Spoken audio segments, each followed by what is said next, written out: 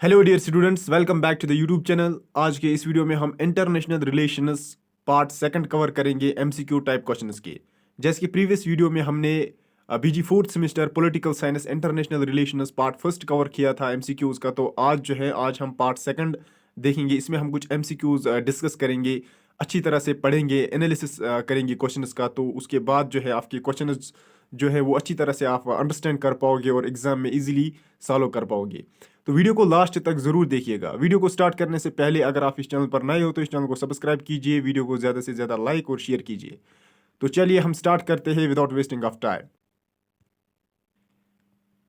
जैसे कि आप सब लोग को पता होगा कि प्रीवियस वीडियो में हमने 30 क्वेश्चंस कवर किए थे। जिसने अभी तक वो 30 क्वेश्चंस नहीं देखे हैं तो उसकी लिंक मैं इस वीडियो की डिस्क्रिप्शन में दूंगा। तो सबसे पहले आप वीडियो की डिस्क्रिप्शन में जाइए और वो 30 क्वेश्चंस भी देखिए। उसके बाद 31 से आगे हम आज जाते हैं। तो चलिए हम स्टार्ट करते हैं क्वेश्चन नंबर 31 से। One for all and all for one principle is characteristic of which system? ये किस सिस्टम का प्रिंसिपल है? Option A balance of power, option B collective security, option C collective defence, option D bipolar system. तो इसका right answer option B बनेगा यहां पर, that is collective security. यहां पर और एक चीज मैं आपको कहूंगा, ऑप्शन डी जो यहां पर है बाइपोलर सिस्टम। तो बाइपोलर सिस्टम का क्या मीनिंग है यहाँ पे? देखिए डियर स्टूडेंट्स, 1945 में जब वर्ल्ड वॉर सेकंड खत्म हुई तो उसके बाद जो है world was divided into two parts. One block was USSR and another was USA. तो दो सुपर पावर जो है वो रोल में थे, वो पूरे वर्ल्ड पर हुकूमत करते थे। तो वर्ल्ड को दो हिस्सों में तकसीम किया गया था, यानी टू पोलर सिस्टम था।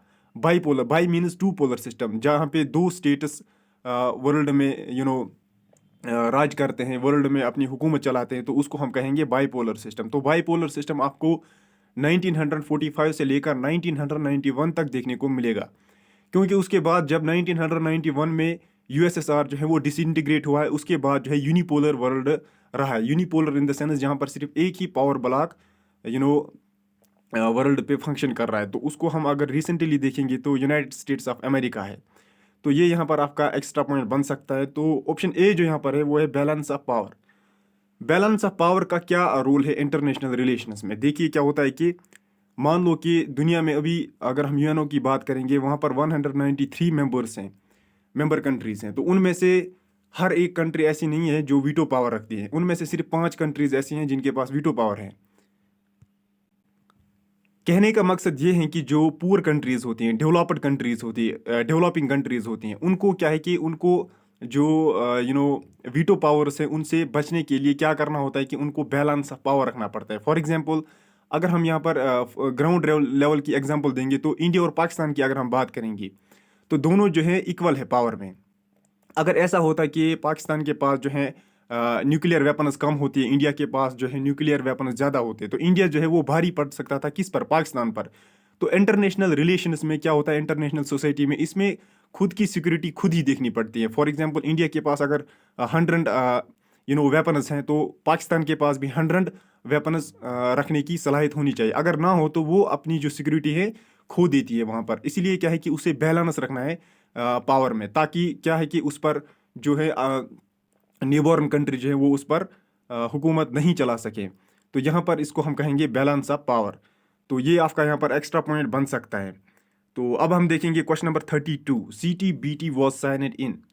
तो इसका यहाँ पर राइट आंसर बनेगा 1996। 27 अक्टूबर 1996 में इसको बनाया गया है। इसकी फुल फॉर्म में अगर आपको कहूँगा तो कॉम्प्रहेंसिव टेस्ट बैन ट्रीटी। तो इसका मेन एम जो था वो ये था कि इन्होंने बैन किया है, किस चीज़ को बैन किया है? Nuclear weapons test. जो भी दुनिया में न्यूक्लियर वेपन्स टेस्ट होते हैं उन पर इन्होंने रिस्ट्रिक्शंस इम्पोज की है।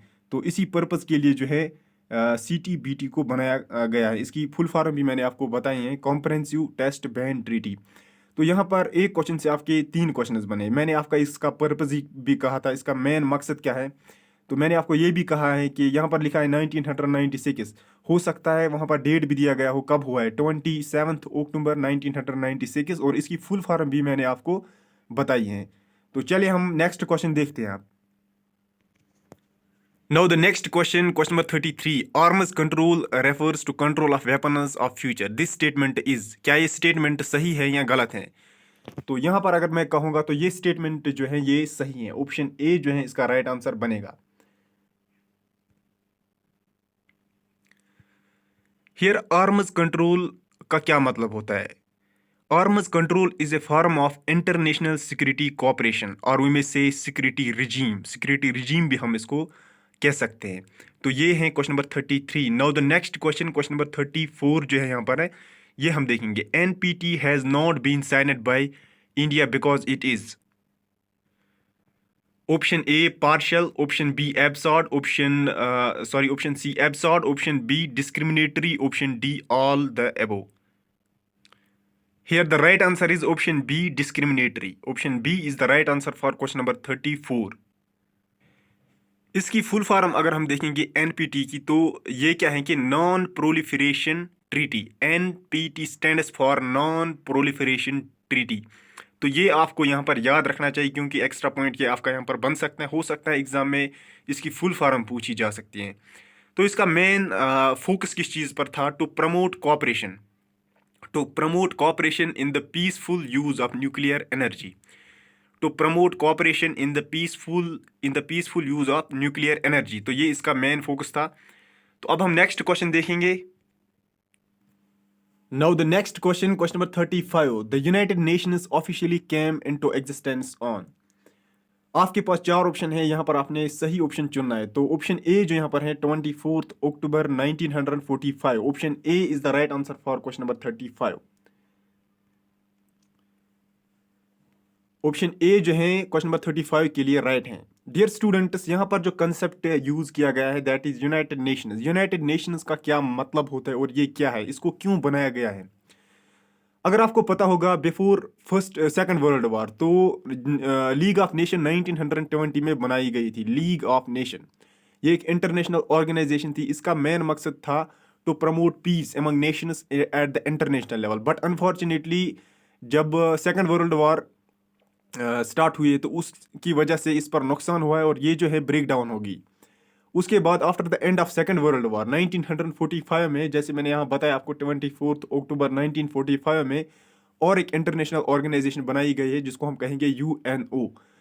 तो यूएनओ को बनाया गया है किस लिए? ताकि जो इंटरनेशनल लेवल पे जो सिक्योरिटी है वो बरकरार रहे, कोऑपरेशन रहे, जो स्टेट्स होंगे उनके आपस में जो है रिलेशंस है एट द इंटरनेशनल लेवल वो सही रहे. To protect each others at the international level. तो इसका मेन मकसद यही था, to promote peace among the nations. ये जो है इसका मेन पर्पस था यूनाइटेड नेशंस का.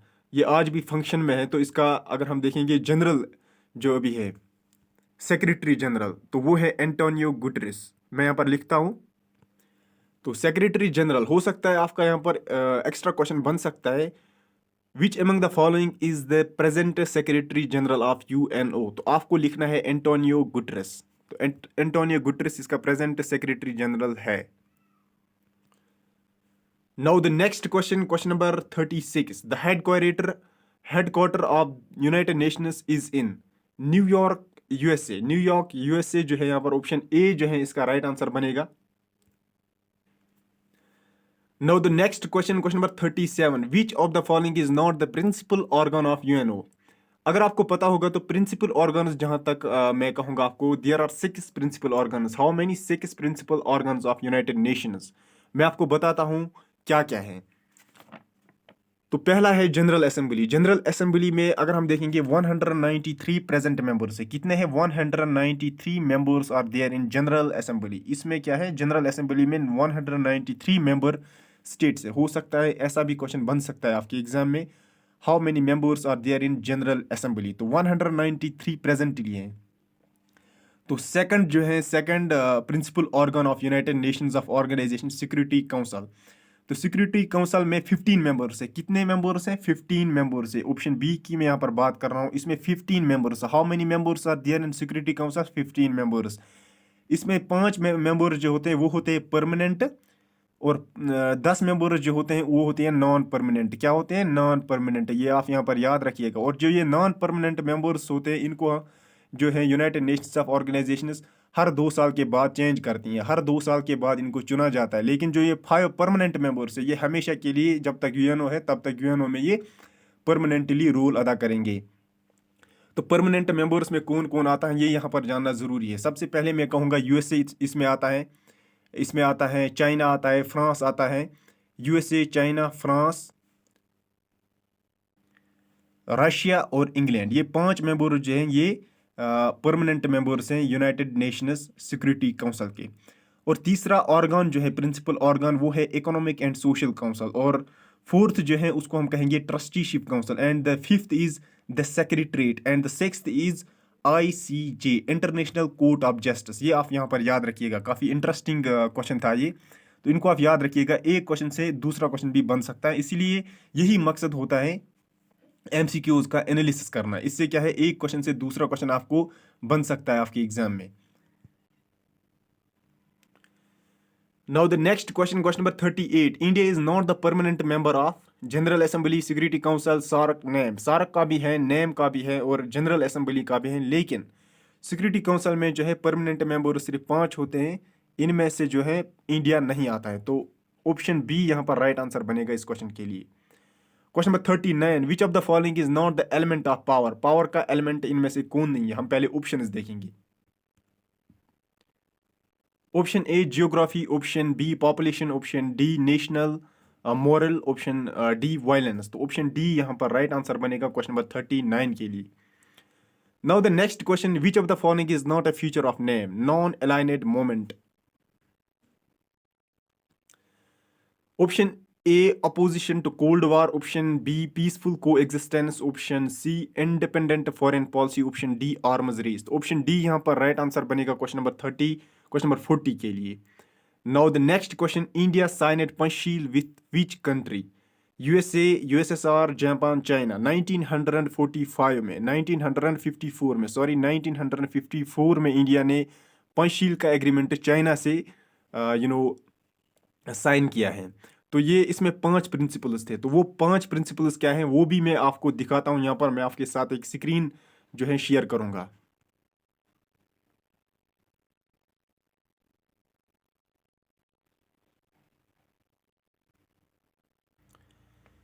तो यहाँ पर आप ये देख सकते हो पंचशील। अगर आपने कुछ एक्स्ट्रा इसके बारे में पढ़ना है यहाँ पर, तो आप स्क्रीनशॉट उठा सकते हैं या वीडियो को पॉज कर सकते हो यहाँ पर, फिर इजीली पढ़ सकते हो। मुझे यहाँ पर दिखाना है कौन से 5 प्रिंसिपल्स यहाँ पर आते हैं जो कि इंडिया और चाइना ने उस पर साइन किया है। तो ये आप देख सकते हो, पहला प्रिंसिपल जो यहाँ पर है that is mutual respect for each others territorial integrity and sovereignty. तो ये यहाँ पर आपका पहला जो है पंचशील का पहला प्रिंसिपल था। तो नेक्स्ट जो है सेकंड प्रिंसिपल जो था mutual non aggression. And the third one is mutual non interference. And the fourth one is equality and mutual benefits. And the fifth is peaceful को एग्जिस्टेंस। मैंने आपको ये क्यों दिखाया यहाँ पर, हो सकता है आपको ऐसा क्वेश्चन बन सकता है, इन पंचशील डैश डैश प्रिंसिपल्स और इन्वॉल्वड। कौन कौन से प्रिंसिपल्स इसमें इन्वॉल्व थे पंचशील में। तो ये 5 प्रिंसिपल्स आपको याद रखने हैं, इसीलिए मैंने आपको यहाँ पर समझाने की कोशिश की।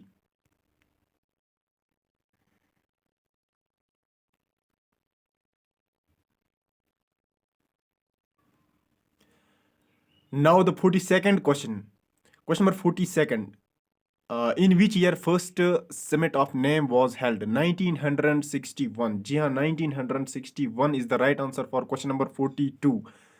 कहाँ पे, बेलग्रेड में, युगोस्लाविया में एक जगह है बेलग्रेड, वहाँ पे हुई थी पहली समिट 1961 में। तो यहाँ पर इंटरेस्टिंग बात यह है कि नेम का क्या रोल है इंटरनेशनल रिलेशंस में। Dear students, NAM stands for non aligned movement. ये जो है it was established under the chairmanship of Jawaharlal Nehru. Pandit Jawaharlal Nehru के तहत इसको बनाया गया था। It works as like the bridge. जैसे ब्रिज होता है ना, एक किनारे को दूसरे किनारे के साथ मिलाने की कोशिश में, तो इसी तरह से ये it works like a bridge between US and USSR. तो ये आपको यहाँ पर याद रखना चाहिए। Now the next question, question number 43, which day is celebrated as United Nations Day। 24th October, option D is the right answer for this question। Now the question number 44th, which day is celebrated as international human rights day? तो यहाँ पर आपको आपके चार option है। तो right option जो है that is option B, 10th December. Option B is the right answer for question number 44. Now the 45th question. In which year NATO was set up? NATO की full form में पहले आपको कहूंगा. It stands for North Atlantic Treaty Organization. It was set up in 4th April 1949. When? 4th April 1949. And the next is, in which year Warsaw Pact was signed? 1954 में Warsaw pact को sign किया गया था। ये दोनों जो थे आपस में अपोजिट में थे। ये जो है NATO, it was under the control of United States of America and the Warsaw pact was under the control of USSR. तो ये दोनों ट्रीटीज जो हैं बनाई गई थी for the purpose of protection.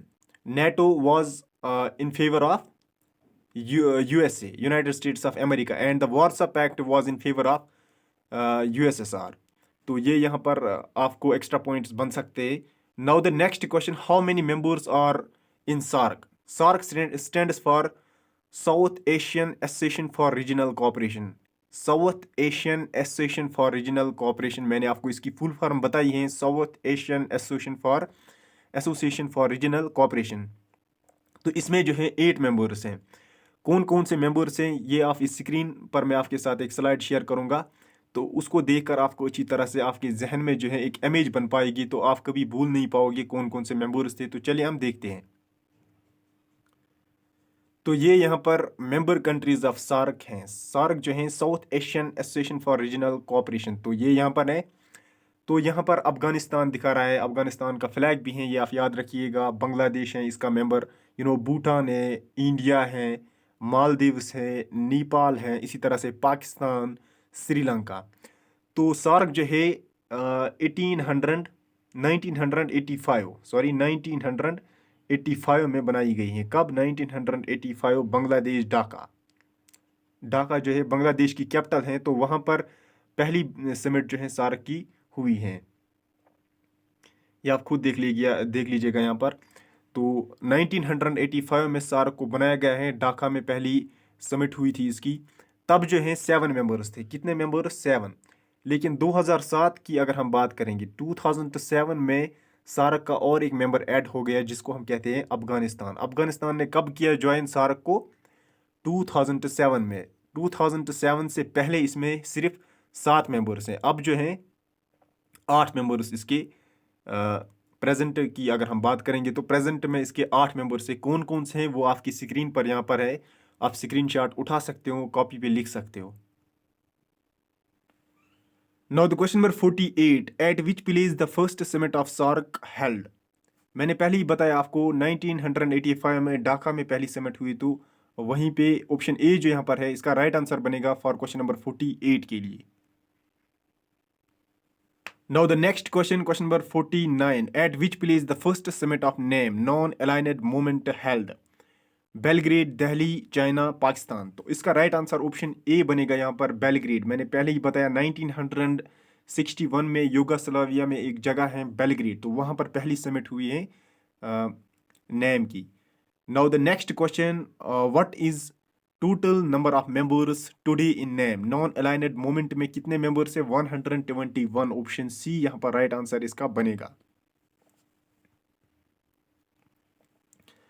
Now the question number 51, how many member states had attended first summit of NAM at Belgrade in 1961? 25 यहाँ पर है ऑप्शन ए में, तो ऑप्शन ए इसका राइट आंसर बनेगा। सो आई होप कि आपको वीडियो अच्छा लगा हो। अगर अच्छा लगा हो तो वीडियो को ज़्यादा से ज़्यादा शेयर कीजिए ताकि और जो स्टूडेंट्स हैं वो भी इस वीडियो का फ़ायदा उठा सके। So thank you and thank you very much. मिलते हैं नेक्स्ट वीडियो में, तब तक के लिए बाय एंड टेक केयर।